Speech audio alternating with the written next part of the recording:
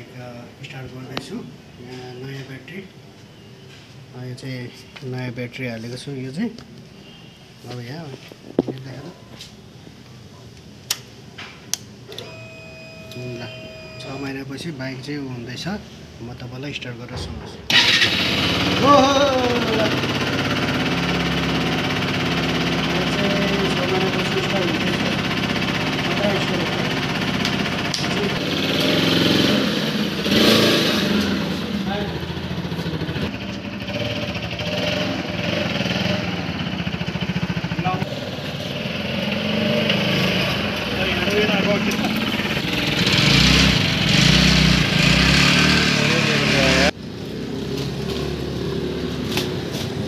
त्यो बुढालाई चाहिँ किन बेच्नु खोजेको रहेछ? फेरि कुन चढ्नु लाग्छ? पुरै पत्ता हो।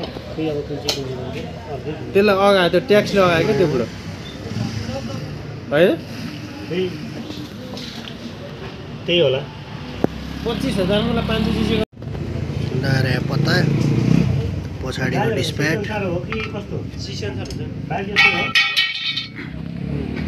कसरी फ्याल्दाखेरि